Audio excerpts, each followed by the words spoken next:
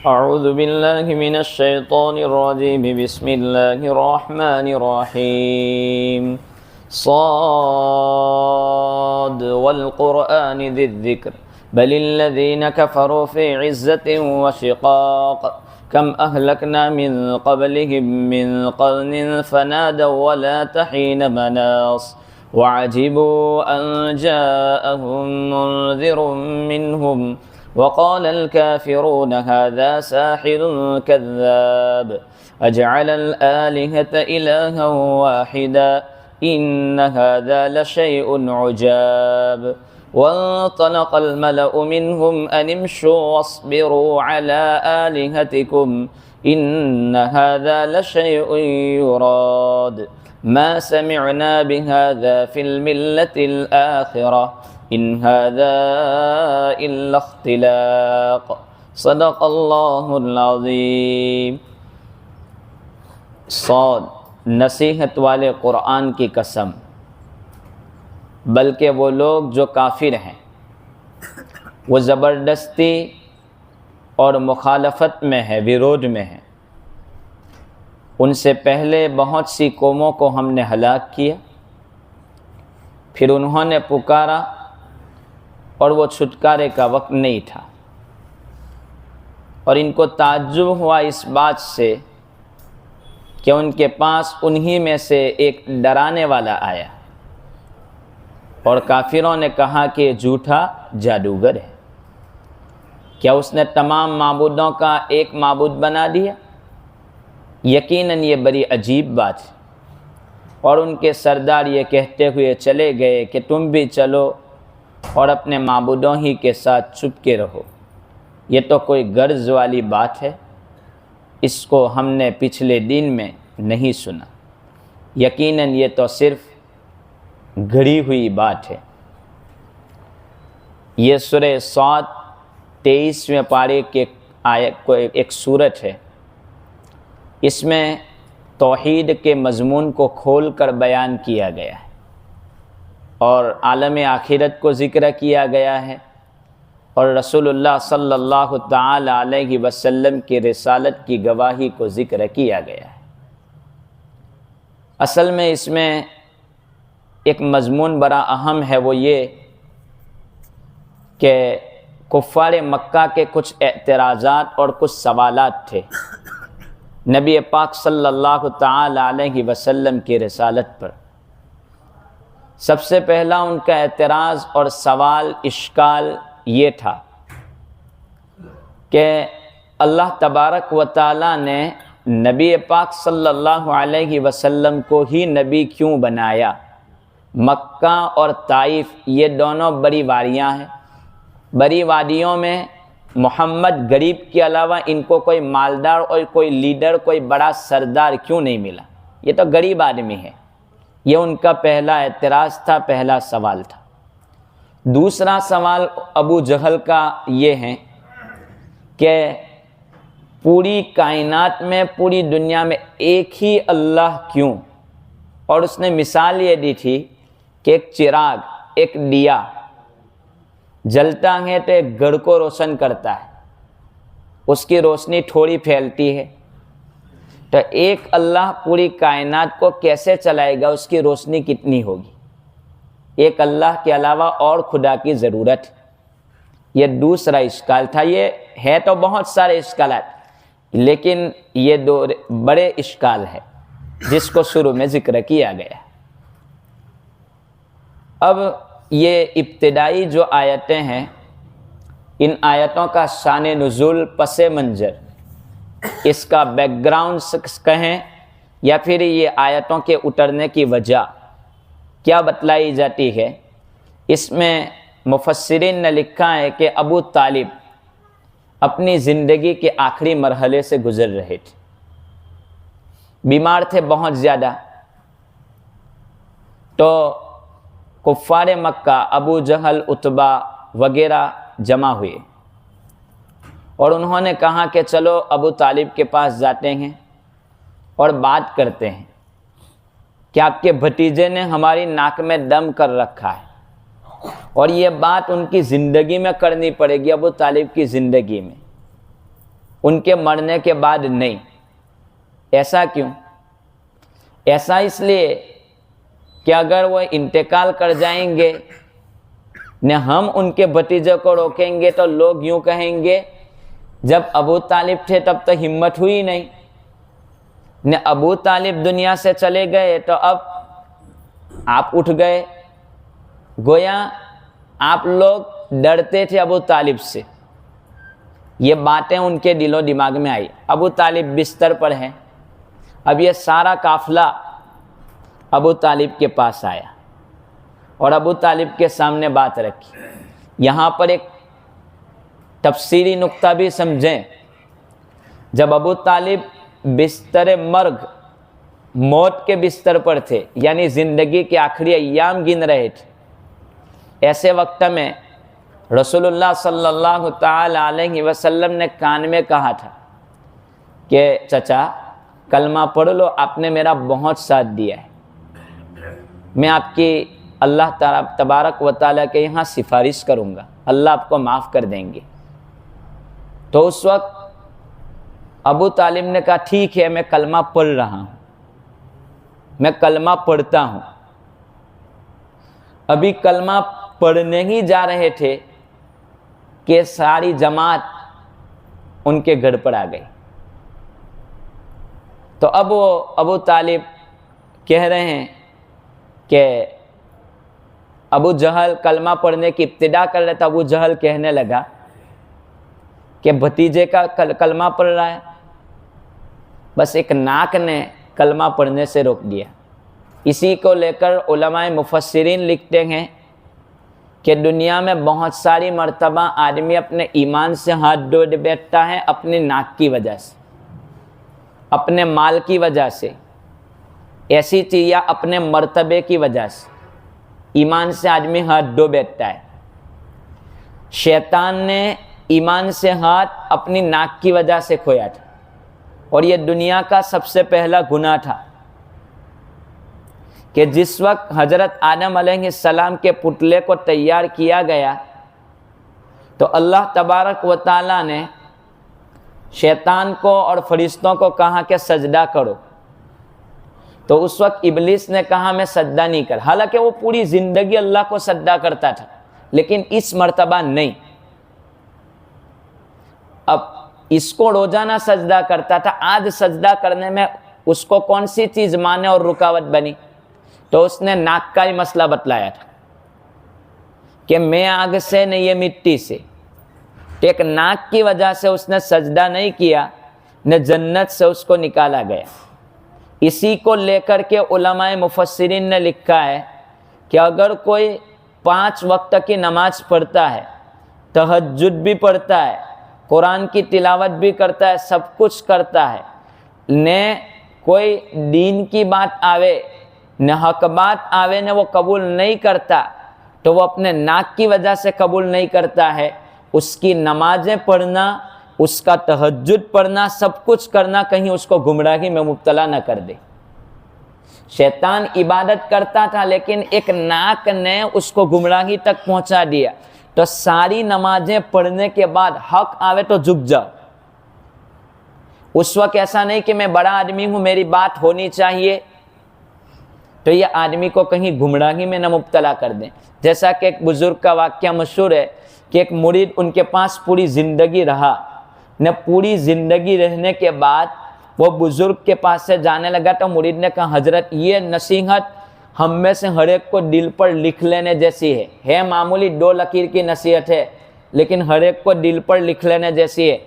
वो मुरीद जाने लगा, बुज़ुर्ग से कहने लगा मुजद्दिद अल्फ़सानी रहमतुल्लाहि अलैह के पास, तो कहने लगा हज़रत एक कोई नसीहत कर दें, अब जा रहा हूँ आपके पास से, 10 साल आपके पास रहा हूँ। तो कहा 10 साल रहा, इतना सीखा ने, अब क्या नसीहत की ज़रूरत? कहा कि नहीं कोई तो बात कह दो, जाते जाते अमल करूँगा इस पर। तो कहा कि 2 बातें याद रखना ज़िंदगी भर, इसको भूलना मत। पहली बात कही कि कभी खुदा मत बनना, ने दूसरी बात लिख दी कि कभी रसूल मत बनना। तो अब वो सागिद और मुरीद कहता है कि हज़रत इतना बड़ा दावा कोई काफिर भी नहीं करता, ने आप मुझसे यूँ कह रहे हो कि कभी खुदा मत बनना, ये दावा ज़िंदगी में कभी मत करना, इतनी बड़ी नसीहत आपने कर दी। कहाँ के देख, दुनिया में जो कुछ होता है वो खुदा चाहता है वही होता है, उसके अलावा कोई चीज़ होती नहीं है। अल्लाह की चाहत, कभी कोई मसला आ जावे न, ऐसे मसले में कोई बात तू यूँ कहे कि नहीं मैं जो कहता हूँ वो होना चाहिए, मैं ना कहूँ वो नहीं होना चाहिए, ये तो खुदाइयत का दावा है। तो कभी ऐसा मामला आ जावे तो अपने आप को पीछे कर लेना और खुदा ये समझ जाना कि मैं खुदा नहीं हूँ। अगर कोई तेरी तबीयत के खिलाफ काम हो गया, समझ जाना कि मैं खुदा नहीं हूँ, मेरे ऊपर कोई है जो पूरी कायनात को चला रहा है। ये तौहीद के सबक को मजबूत पढ़ लेना। दूसरी बात, रसूल का दावा मत करना। कहा कि ये तो मैं कैसे कर सकता हूँ? कहा कि रसूल की बात जो होती है ना वो 100% सच्ची होती है, क्योंकि रसूल साहिब वही होते हैं, वो अल्लाह वही भेजते हैं, वो बोलते हैं। रसूल गलत कभी नहीं हो सकता रसूल से। वमा यंतिकु अनिल हवा, रसूल अपनी ख्वाहिश से कुछ नहीं बोलते। कहा कि अगर कोई गड़बड़ हो गई तेरे काम में, ऊंच नीच हो गई, तो तू यूँ कहें कि मैंने जो कह दिया वो सच्चा है, मेरी बात में लकीर उंगली रखने की बात नहीं होती है, ये गलत है। रसूल कह सकता है कि मैं कुरान की बात करता हूँ, ये रसूल के अलावा कोई नहीं कह सकता। कहा कि अगर कोई भूल हो जाए उसको एक्सेप्ट कर लेना, मान लेना, ये रसूल नहीं है। तो खैर, तो एक नाक ने कलमा पढ़ने से रोक दिया अबू जहल शैतान को, तो इधर अबू तालिब को भी रोक दिया नाक ने कि मैं कलमा नहीं पढ़ता। चुनांचे ऐसी हालत में दुनिया से रुखसत हो चुके। खैर, अल्लाह तबारक व ताला ने इस सिलसिले में हुजूर से भी कहा, इन्नका ला तहदी मन अहबब्त, कि मोहम्मद सल्लल्लाहु अलैहि वसल्लम आप जिसे चाहें उसको तौहीद हिदायत नहीं दे सकते, हिदायत मेरे कब्ज़े में है। अल्लाह का शुक्र है कि अल्लाह ताला ने हमको भी हिदायत में रखा कि आज हम मोमिन हैं। अल्लाह का शुक्र है, जितना शुक्रिया अदा करें कम है कि अल्लाह हम इस्लाम पर हैं। अल्लाह तेरा शुक्र है। तो कलमा नहीं पढ़ा, तो वो लोग तो बैठे थे। अब उन लोगों के सामने उन लोगों ने सारी बात अबू तालिब के सामने रखी कि देखो, आप मोहम्मद के चचा हैं, आप दुनिया से रुखसत हो रहे हैं, आपने बहुत खिदमत की, मोहम्मद सल्लल्लाहु अलैहि वसल्लम के दीन को आप नहीं मानते हैं, फिर भी आपने बहुत खिदमत की। हम आपसे कुछ बात लेकर के आए हैं। वो बात ये है कि आप मोहम्मद को ऐसा कहो कि वो हमारे बूटों, हमारी मूर्तियों को कुछ बुरा भला ना कहा करें। उनको कह दो कि वो अपना काम करें, ये मूर्तियों को बुरा भला कहना छोड़ दें। चुनांचे ये मजलिस बैठी हुई थी। अल्लाह के रसूल सल्लल्लाहु अलैहि वसल्लम को बुलाया गया। उन्होंने बुलाया कि आओ। अबू तालिब ने बुलाया, मोहम्मद सल्लल्लाहु अलैहि वसल्लम बैठे हैं। कहा क्या बात है, बोलो। हुजूर सल्लल्लाहु ताला अलैहि वसल्लम ने फरमाया कि मैं एक कलमा ऐसा कहता हूँ कि कलमे को अगर आप पढ़ लोगे तो सारा अरब और सारा अजम ये तुम्हारे कदमों में आकर के झुक जाएगा, ने तुम्हारी गुलामी करेगा। तो अबू जहल उठ गया, कहा कि अभी मैं कलमा पढ़ता हूँ, वो कलमा बोलो। कौन सा कलमा है, मैं अभी कह देता हूँ। सारे बोलने लगे कि वो कलमा जल्दी बोलो। हुजूर तलब पैदा कर, एक ही कलमा है, वो खाली आपको कहना है, सारा अरब और सारा अजम आपके कदमों में झुकेगा। अबू जहल, उतबा, शैबा ये सारे उठने लगे। इतने में नबी पाक सल्लल्लाहु ताला अलैहि वसल्लम ने कहा, एक कलमा जिसकी मैं दावत देता हूँ, ला इलाहा इल्लल्लाह। तो वो अपने दामनों को झाड़ करके उठ गए। कुरान करीम इसी को कहता है, वन तलकल मलअ मिनहुम अनिमशु वस्बिरु अला आलिहतिकुम, कि वो चलने लगे। उनके सरदार हुजूर का एक कलमा कहना ही था कि वो इस कलमे को कह करके झाड़ने लगे। यही बात की वजह से तो हमारा पूरी दुनिया में बखेरा खड़ा है। न आप कहते हो कि ये बात नहीं मानते, तो उन्होंने इनकार कर दिया। कुरान करीम इसी बात को कहता है कि उनकी सरदारी ने इनको कलमा पढ़ने से, तो दो तीन चीज़ें होती है, कभी माल इस्लाम के लिए रुकावट बनता है, कभी ओहदा और कभी तकब्बुर इस्लाम के लिए रुकावट बनता है। कभी माल की वजह से आदमी, दुनिया में अलग अलग किस्म के लोग बहुत आए हैं। दुनिया में एक लोग तो वो आए हैं जिन्होंने अल्लाह तबारक व तआला के साथ औरों को शरीक किया। ये कुफ्फार मक्का का तरीका और सलीका, और ये आज तक चला रहा है। दुनिया में कुछ लोग ऐसे रहे जिन्होंने खुदाइयत का ही इनकार कर दिया कि दुनिया में कोई दुनिया चलाने वाला है ही नहीं, दुनिया खुद ब खुद चलती रहती है। ऐसा भी एक फिरका आज भी चलता है। आमतन ये तबका वो होता है जो ज़्यादा पढ़ लिख कर साइंटिस्ट बन कर के आगे जो बढ़ते हैं, वो लोग इस तरह पहुंच जाते हैं अपने इस नतीजे पर कि दुनिया चलाने, सबसे पहले ये एजुकेशन में, स्कूलों में जहाँ लोग साइंटिस्ट में जाते हैं, उनको सबसे पहले साइंस में ये बात सबसे पहले दिमाग में, साइंस में पहले किताबों में लिखा है, सबसे पहले दिमाग में ये बात डाली जाती है कि आप खुदा का इनकार करो, खुदा का इनकार करो, ये बात डाली जाती। अगरचे बज़बान कौल, ज़बान से नहीं कहते कि आप इनकार करो, लेकिन कुछ हालात उनके सामने ऐसे रखे जाते हैं कि एक वक्त पर पहुंच जाता है कि उसके इनकार पर आ जाता है। ये पूरी स्टडी के बाद वो कह देता कि हाँ यार दुनिया खुद ब खुद चलती है, इक्के बजाय बज।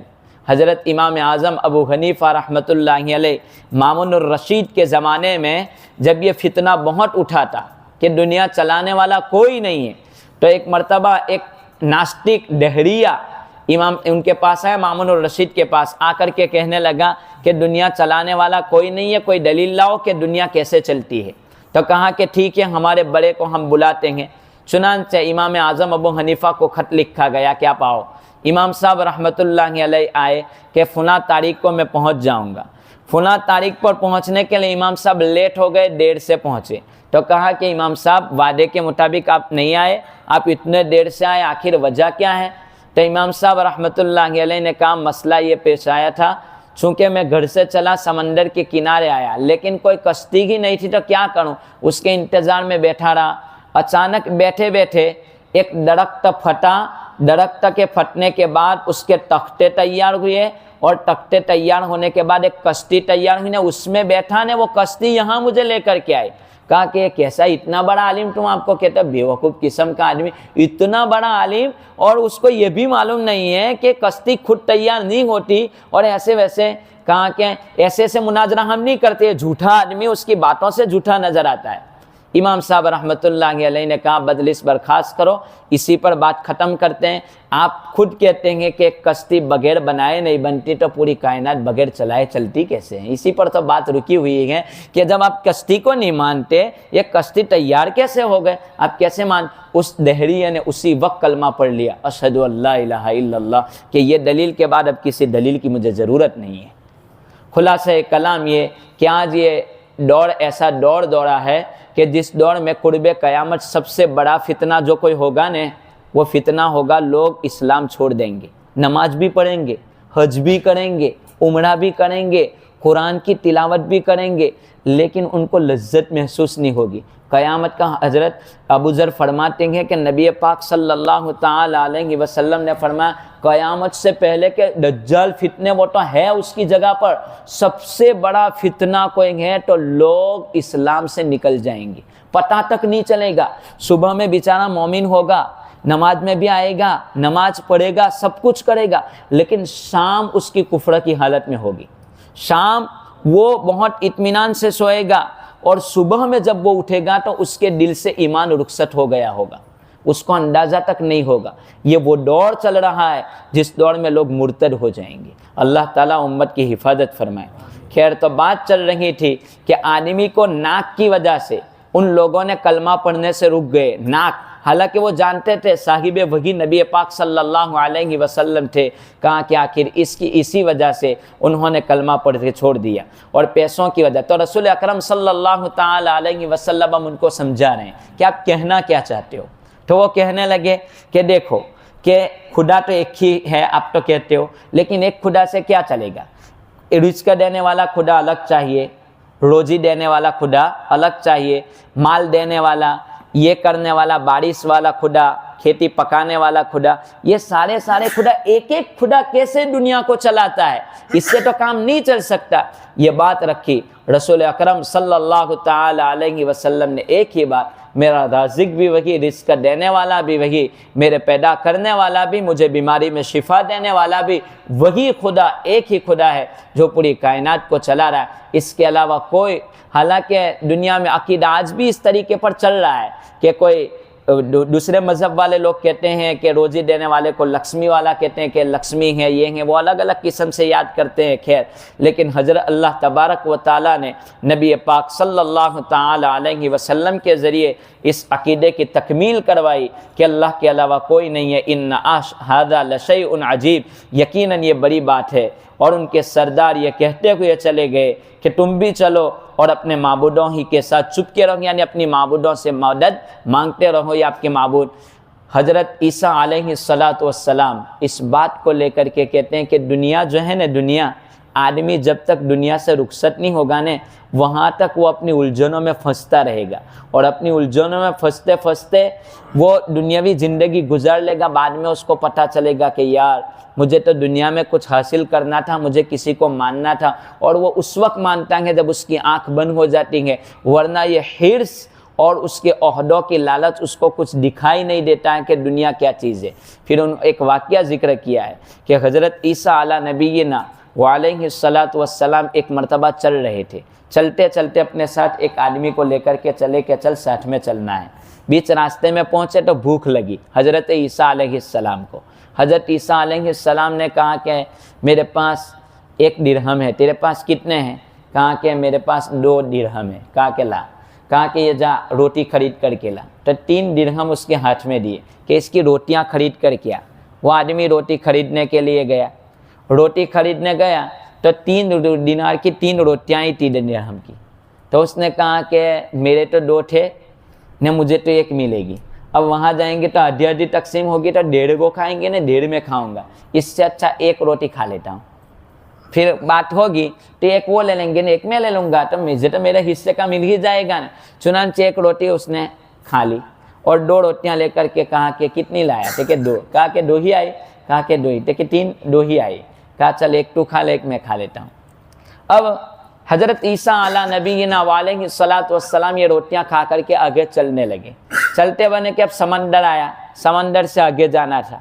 आगे जाना था कब का कि हज़रत अब जाएंगे कैसे? कहा कि एक बात कर, तू मेरा पीछे का दामन पकड़ ले, मैं बिस्मिल्लाह बोलता हूँ और मैं गुजर जाऊँगा, तू भी मेरे पीछे गुजर जाएगा। चुनांचे हज़रत ईसा नबी थे, मुस्तजाबुद दावत होते हैं नबी, तो वो कुछ पढ़े, कदम रखा ने सामने के किनारे पहुंच गए ने, वो भी पीछे पीछे पहुंच गए। अब उतरने के बाद कहा कि कुछ कारनामे तूने देखे, मौजीज़ा? कहा कि मौजीज़ा देखा, समंदर पार कर गए बगैर कश्ती के। कहा कि मेरे ईमान में इजाफा हो गया। कहा हो गया ईमान में इजाफा, ठीक है। कितनी रोटियां खाई थी? कहा कि 2 जाई थी।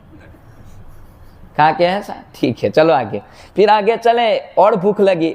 भूख लगने के बाद फिर हिरणों का टोला जा रहा था, तो हज़रत ईसा अलैहिस्सलाम ने इशारा किया, एक हिरन आया, उसको ज़बह किया, पकाया, खाया। फिर हज़रत ईसा अलैहिस्सलाम ने खुम बिइज़्निल्लाह कहा, उनको अल्लाह ने एक मौजिज़ा दिया था, तो वो हिरन खड़ा हो गया ने, वो चलता बना। कहा कि पेट भर लिया? कहा कोई कुछ देखा? ठीक है, बहुत ईमान में बहुत इजाफा होगा। कितनी रोटियां थी? कहा 2 थी, 1 तुमने खाई, 1 मैंने खाई। 2 थी? कहा 2 थी, ठीक है, तो कोई हरन नहीं। फिर थोड़ा आगे चले, अब सोने की 3 ईंटें नजर आई। हज़रत ईसा अलैहिस्सलाम ने कहा ये 3 ईंटें हैं, एक बात करो, 1 ईंट तू ले ले, 1 ईंट मैं ले लेता हूँ, 1 ईंट जिसने तीसरी रोटी खाई उसकी है। कहा कि हज़रत तीसरी रोटी मैं झूठ बोलता था, मैंने खाई थी। कहा कि 3 रोटियां तू ले जा, नहीं ये तीनों ईंटें तू ले जा, तेरी हिर्स के अलावा कोई रास्ता नहीं है, तू यहाँ से चला जा। ने 3 ईंटें लेकर के वो चलता बना। अब वो चलता बना, हज़रत ईसा ने छोड़ दिया कि दुनिया होती है, आदमी इसी के पीछे चलता है, न हक को भूल बैठता है। वो 3 लेके चला गया, 3 सोने की ईंटें लेके गया। अब लेके गया ने 3 डाकू आए, कहा कि अब इसको लूटना है, हमारे पास कुछ नहीं। उसने कहा सोने की ईंटें हैं, लूट लेते हैं, चलो लूटने के लिए। तो लूटने के लिए गए और लूटा, तो कहा कि 3 ईंटें हैं, चलो इसको कत्ल करो। तो इसको कत्ल कर डाला ने। 3 सोने की ईंटें 3 डाकू ने ले ली। अब वो दोनों तीनों भूखे भी बहुत थे। कहा कि अब खाने का कोई नज़्म करते हैं। कहा कि एक बात कर, तू खाने के लिए जा, खाना लिया। तो तीसरा खाना लेने के लिए गया, इन लोगों ने प्लान बनाया कि वो आए तो इसको मार डालने का, 1.5 तू ले लेना, 1.5 मैं ले लूँगा। कहा कोई हरज नहीं। वो गया कि चलो जहर मिला के जाता हूँ, वो दोनों मर जाएंगे, 3 लेके मैं घर चला जाता हूँ। तो वो लेके आया, इधर आते ही उन्होंने इसको निमटा दिया। तो निमटा दिया तो वो ख़त्म हो गए, ये 2 बचे हैं। कहा क्या चला पहले खा लेते हैं फिर देर देर लेकर के गड़ जाते हैं। अब खाना शुरू किया तो इसमें जहर था। हज़रत ईसा वो दोनों भी मर गए ने, ईंटें वैसी की वैसी रह गए। हज़रत ईसा अलैहिस्सलातु वस्सलाम का फिर उसी रास्ते से गुजर हुआ। हज़रत ईसा अलैहिस्सलाम कहने लगे ये दुनिया का नज़ारा है, इसी को रखा हुआ आदमी रख करके चला जाता है, न इसी में ज़िंदगी गुजार देता है। इसी में कितने आदमी मर गए, दुनिया छोड़ करके चले गए, न हक़ का इनकार करते रहे। अल्लाह तबारक व तआला हमें हक़ समझा दे। बात दूसरी चली थी कि ये कि माल के दौन नशे में वो कुफ़ार मक्का यूँ कहा करते थे कि माल इतना ज़्यादा है, न मोहम्मद को नबी नहीं, मोहम्मद को नबी क्यों बनाया उस गरीब को। तो वो इनके इस सवाल के जवाब वो आइंदा आएंगे इंशाअल्लाह। अल्लाह तबारक व तआला हमें तौहीद पर मर मिटने की तौफीक अता फरमाए। बिस्मिल्लाहिर्रहमानिर्रहीम, अल्हम्दुलिल्लाहि रब्बिल आलमीन वल आक़िबतु लिल मुत्तक़ीन, अल्लाहुम्मा सल्लि अला सय्यिदिना मुहम्मद व अला आलि सय्यिदिना मुहम्मद व बारिक वसल्लिम। या रब्बि सल्लि व सल्लिम दाइमन अबदा अला हबीबिका खैरिल खल्क़ि कुल्लिहिम। अल्लाहुम्मा सल्लि अला सय्यिदिना मुहम्मदिन कुल्लमा ज़करहु ज़ाकिरून व कुल्लमा गफ़ल अन ज़िक्रिही व गाफ़िलून। या रब्बि लकल हम्द कमा यंबग़ी लिजलालि वजहिका व अज़ीमि सुल्तानिक, ला इलाहा इल्ला अंत सुब्हानक इन्नी कुन्तु मिनज़ ज़ालिमीन। या रहमर राहिमीन, या रहमर राहिमीन, या रहमर राहिमीन। आप हमारे रब है, हम आपके बंदे। मौला जब भी मांगा, जो मांगा आपने अता कर दिया। मौला किसी भी नेमत से तूने हमें महरूम नहीं रखा, बहुत सारी नेमतें दी। बेहतरीन इज़्ज़त वाला रिज़्क़ अता फरमाया जिसको ले करके हम मस्जिद तक आ सकते हैं। मौला करीम यही तो वजह है कि आदमी को रिज़्क़ का मसला हल होता है, वो नमाज के लिए आता है। मौला करीम तूने वो भी अता किया। मौला तूने बीमारियों से हमें महफूज रखा। मौला करीम तूने बहुत सारी दौलतों से औलादें अता फरमाई है। मौला इसी तरह मुसलमानों का माहौल अता फरमाए। ये हमारी सबसे बड़ी ज़रूरत कि मौला हम मस्जिद के पड़ोस में रहने वाले हैं। मौला करीम जहाँ जाते हैं वक्त पर अज़ान की आवाज़ें कानों में सुनाई देती है। मौला करीम इससे बढ़कर और क्या दौलत चाहिए। मौला करीम बहुत बड़ी दौलत अता फरमाई है। मौला इस दौलत की कदर की तौफीक अता फरमा। ये बहुत बड़ी दौलत है कि तूने एक मुसलमानों के माहौल में रखा है। मौला करीम इसी नाते तो इर्तिदाद से हम बचे हुए हैं। मौला करीम इर्तिदाद से पूरी उम्मत मुस्लिमा की हिफाजत फरमा। मौला तू राज़ी हो जा, मौला तू राज़ी हो जा। मौला तूने तो कैसा करम हम पर फरमाया कि हमने न साहिब वही मोहम्मद सल्लल्लाहु अलैहि वसल्लम को देखा, न हमने वही को उतरते देखा, न सहाबा को देखा, फिर भी मौला तूने हमारे दिल में एक बात डाल दी कि मैं तुम्हारा खुदा हूँ, और इसी यकीन के साथ ज़िंदगी गुजर रही। मौला उसमें पुख्तगी फरमा दे, उसमें पुख्तगी फरमा दे। मौला अबू जहल ने तो खुद देखा, साहिब वही को खुद देखा। मौला कुफ़ार मक्का ने खुद हुजूर की सदाकत को देखा, अमानत को देखा, उनके होने वाले मौजिज़ात को देखा, कंकड़ियों को कलमा पढ़ते देखा। मौला हिदायत नहीं थी तो वो राह पर नहीं आ सके। मौला तेरा एहसान है कि तूने हमें इतनी बड़ी दौलत से नवाजा। मौला तूने गोया जन्नत का सर्टिफिकेट दे दिया कि तुम जन्नत में जाओगे। मौला जहन्नम से हिफाजत फरमा, जहन्नम से हिफाजत फरमा, जहन्नम से हिफाजत फरमा। ये रमज़ान हमारी मग़फ़िरत का ज़रिया बना। मौला करीम बीमारों को शिफ़ाए कामिला आजिला मुस्तमिर अता फरमा, मक़रूज़ीन के कर्ज़ अदा फरमा। मौला हमारी तमाम ज़रूरियात तेरे ख़ज़ाने गैब से पूरी फरमा। जहाँ तक ज़िंदगी मुक़द्दर है इस्लाम पर बाकी रख, और जब भी आपका बुलावा मुक़द्दर हो कामिल ईमान पर ख़ातिमा नसीब फरमा। मौला हमारी ये दुआएँ महज़ आफ़ी के फ़ज़ल व करम और नबी पाक सल्लल्लाहु ताला अलैहि वसल्लम के सदक़े तुफ़ैल में और आपके बरगुज़ीदा और नेक बंदों के सदक़े में कबूल फरमा। व सल्लल्लाहु ताला अला खैर खल्क़ि मुहम्मद व अला आलिहि व अस्हाबिहि अजमईन बिरहमतिक।